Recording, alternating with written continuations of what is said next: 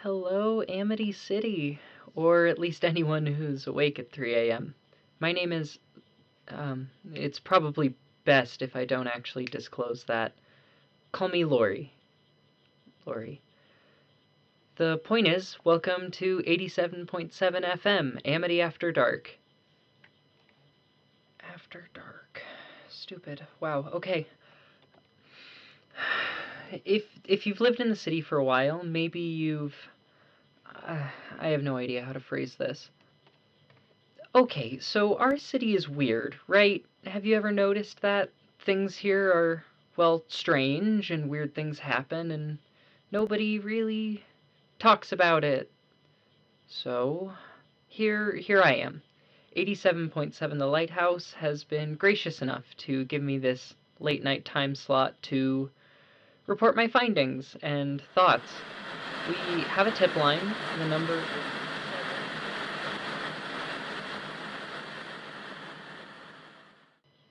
So, let's start with a story that I've had some time to dig into while begging the station to let me have this show. I live in Hatbridge now, but I grew up in the little mansions over in Maidenbridge. Don't worry, I've been thoroughly cut off from my family fortune and live above a bodega now. I moved away from my parents when I turned 17 and started going to Amity Public College. Go Owls! Can we talk about the team this year? We haven't had a single catch pole win, and Sorry. I think I'm just nervous. First time on air and all that. Let's do this. Ever since I was a little girl, I've been seeing strange things that everyone else seems to miss or ignore. The first thing I saw was a man with a wide smile and this look. He just knows the answer to every question I've ever had, and I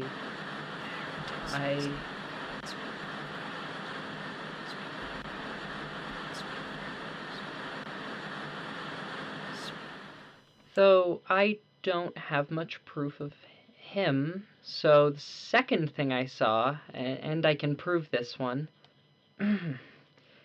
if you've lived here for more than a week, you've heard about the Amity City Screaming Devil, sometimes called the Screecher. He's supposedly a large bipedal creature with massive butterfly wings who eats people and screams. A lot. The Amity City Historical Board claims the screaming sound is the gears of Amity Cathedral when the bells are supposed to chime, but when I was 9, I saw it for the first time. I was in my bed, pretending to sleep while my parents discussed museum curation things. Out my window, there was a darting shadow. I ran to the window and saw this tall, thin thing. It looked hurt, so I kept watching as it made small jumps. Each time these massive iridescent wings tried to carry him off, but he just fell. I heard it get angry, and it let out a really loud scream, like worn-out brakes squealing over a cello being played poorly. I covered my ears, but could hear it through my hands, through the walls, through the window. My parents came running upstairs, and I dove back into bed. They asked me what was wrong, and I said I had a nightmare. By the time they had left my room, he was gone. I looked all over the neighborhood for him for weeks, but I didn't find him anywhere. I got older and stopped looking. Until about 5 years ago. Oh, it's time to read ads and play some music. We'll come back to it in a minute, okay? Need coffee? Need it fast? Swing into your nearest Asimov coffee. The robotic staff is programmed to make a drink as efficiently as possible. If you're in a hurry, you need Asimovs. Just remember that each Asimov's only serves one drink. The one by the studio only makes lavender white mochas. Looking for a lawyer? Maximus and David's is your best choice if you need a personal injury attorney in Amity City. Be it a car accident, motorcycle accident, bike accident, or unknown injury that appeared in the night, you deserve Maximus and David's. Now let's bring up the mood with some Liberty Lost and their new song Blighted Street.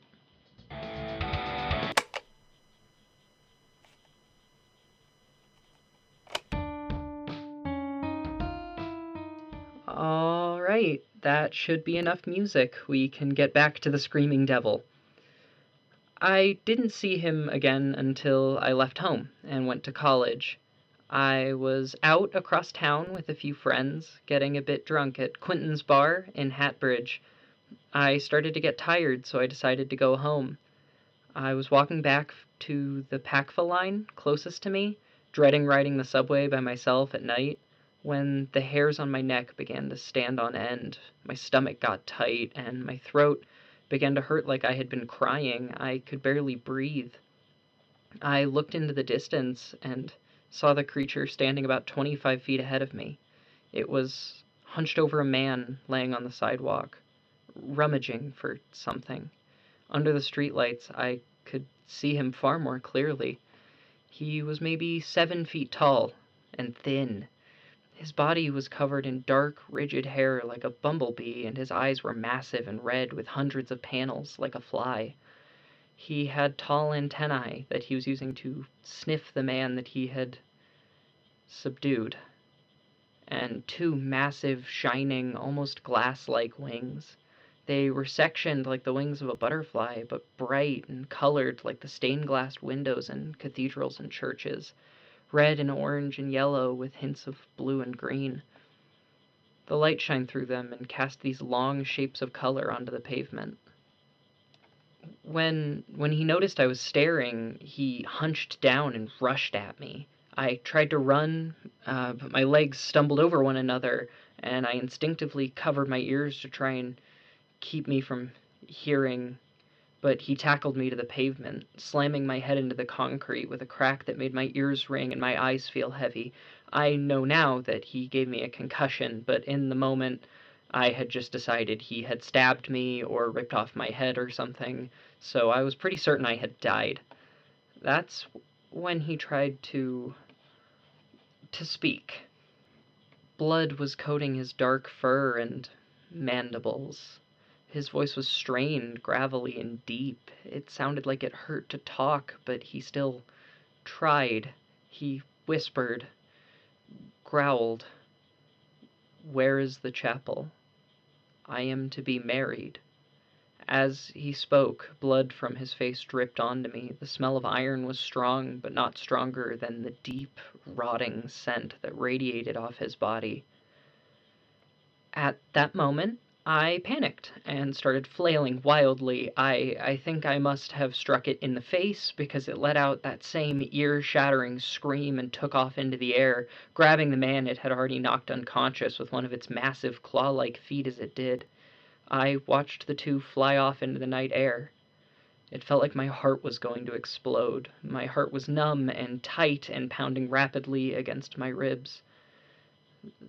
The next thing I remember, I was waking up in the hospital with my mom yelling at a doctor about how I was clearly assaulted by some maniac and somehow it was the doctor's fault that the assailant wasn't in prison.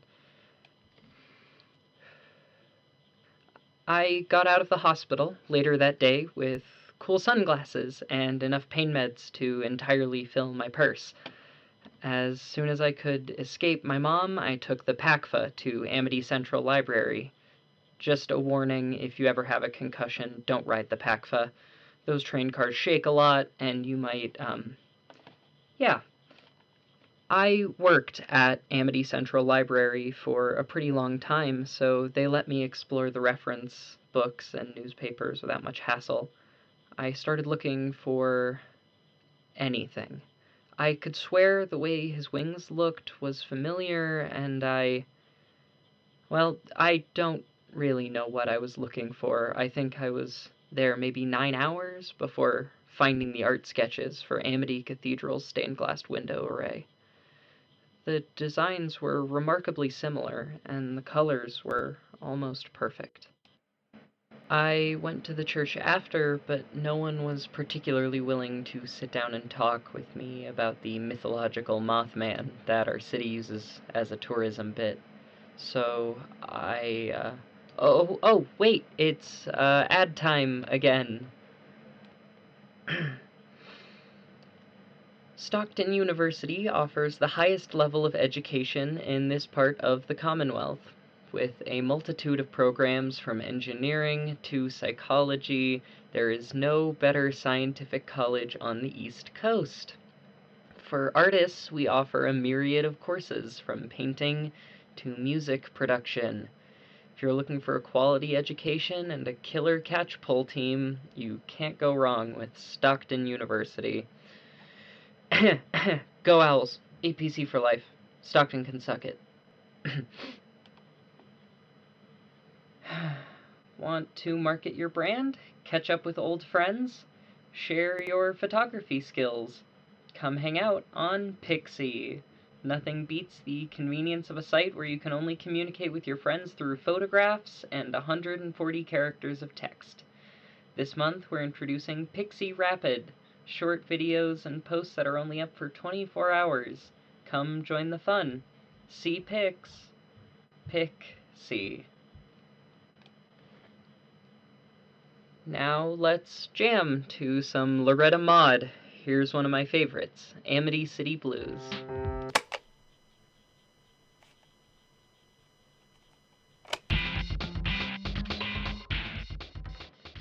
Alright, folks, we are running low on time, so I'm gonna try and get through this last part quickly. I've tried talking with the church, and I've been over hundreds of marriage certificates and other documents from the library's reference section. I think I've found him. In 1190, so like 40 years ago, a man named Arthur Donnelly was supposed to be married at Amity Cathedral. This is when it was still being rebuilt, so, well,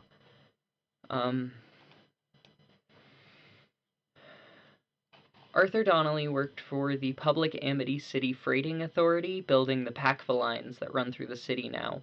And his fiancée was the artist who designed the stained glass windows that are now in the atrium of the cathedral. On the day Arthur was supposed to be married, they were installing the stained glass, since it was 1190s and Amity was still in the midst of the leaves crisis. Drugs were kind of everywhere. A guy came into the church high on leaves, and he went a little ballistic. The police report says that Arthur Donnelly tried to fight the man and was shoved through one of the windows. He apparently had so much stained glass in his back that they could barely move him without causing him to scream in pain. Amity General Hospital didn't know what to do with him, as the glass was so deep in his back that to pull it out, they would have to keep him sedated for days on end. The Alan Richter Psychiatric Hospital for Special Cases, right outside of town in Potterfield, decided to take him, and supposedly in transit he broke out of the ambulance and jumped into the ocean. I know it sounds fanciful, but I really think the Screecher is Arthur Donnelly. Not only do his wings look so much like the stained glass, but the first Screecher sighting was in 1194. Arthur Donnelly disappeared in 1192. So, I'll put it to you guys. Am I right? Do you have any theories or leads? Do you think Arthur Donnelly's wife is still around for me to talk to her? If the Screecher is real, is there anything we can do to help him? That's all the time I have for tonight. Good morning, Amity City. Go get some coffee. It's gonna be a long day.